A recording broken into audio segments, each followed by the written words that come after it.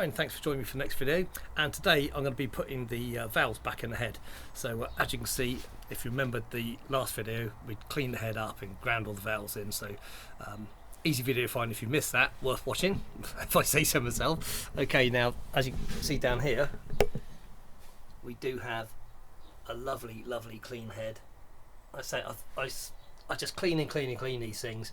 You really don't want any muck left in there. Coming back round, got everything ready. We've got our valve compression tool, and the first valve to go in is this exhaust valve, and I'll put up a close picture in a minute of the collets here, how they fit into the end of the valve stem.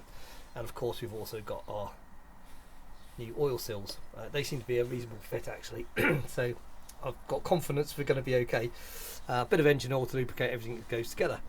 Okay, rather than me waffle on, we'll get set up and, well, start putting valves in.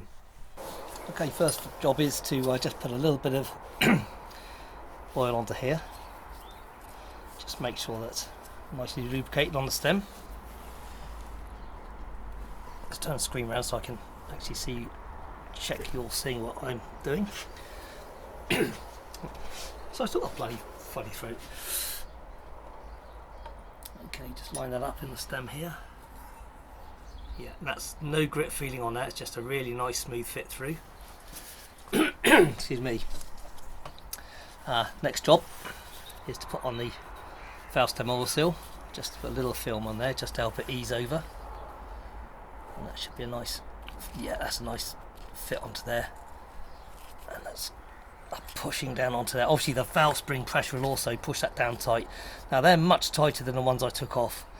So that's, yeah, I'm feeling a little bit more confident about these ones. Next job, put the spring on. Then the little cap, compression cap. Right. Now we've got to use our spring compressor again. To line this onto there.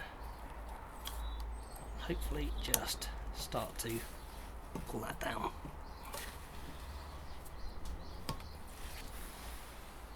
Okay, and you can see now that's exposed those little rings.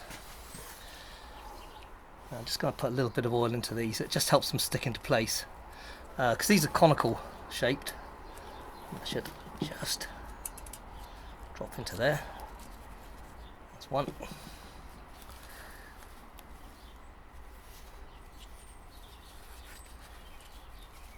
I always put stuff together with clean engine oil.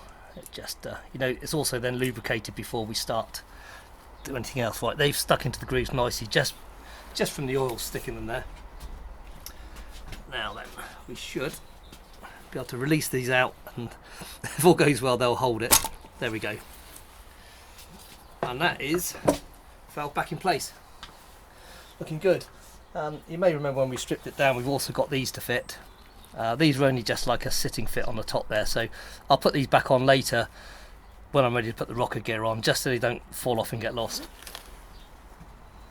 Okay, next job is just to continue along the same, do all the valves in the same fashion, which I won't video because that's going to be just boring.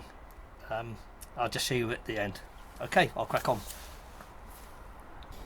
Well, I'm on the last valve now. It's all gone fairly smoothly.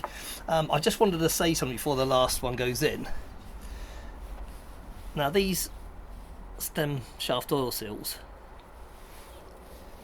they do have a little seal inside here, and it's worth inspecting every single one of them to make sure the seal is correct and fitted all the way round. It looks like it's just it's put in by machine. It's not like an O-ring, so it's almost like looks like neoprene or something like that. It won't be neoprene, but anyway, I digress. So check that seal is complete all the way round. And also check that the top one isn't deformed in any way. I did have one set with the cylinder head gasket kit I got, and half of these, the seal was breaking halfway round. It wasn't actually meeting up. That'd have been an absolute disaster to fit. The oil would have absolutely pissed through. So always check those. And the last thing I want to tell you is, we've been talking about these little collets here. Now they're conical shaped, like I say, cone shaped.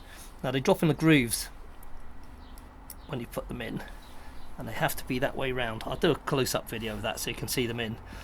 That's because the cap is also cone shaped, and that's what grips it. The spring pressure pushes against the shape of the cone, and that grips into those rings. So I just thought I'd add that because you don't want to fit these around the wrong way. It'd be obvious, but anyway, just save you a bit of heartache in case you do. Right, I'll crack on, finish the last one. Well, there we are.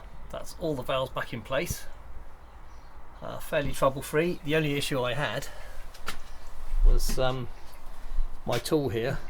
It's not that manly, and it's starting to twist and made life a little awkward on the final valves, but I think I'll invest in a slightly better one, a bit more heavy duty. There we can see all the valves nicely in place there. So yeah, it's a simple job. Just take your time, just make sure everything is scrupulously clean, as I keep batting on about, and you shouldn't have any problems. Okay, short but sweet video. The next vid is going to be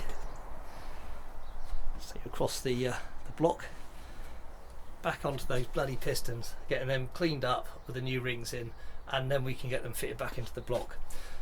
So there we have it. Please stay tuned for that. Thanks for watching. Catch up again soon. Bye now.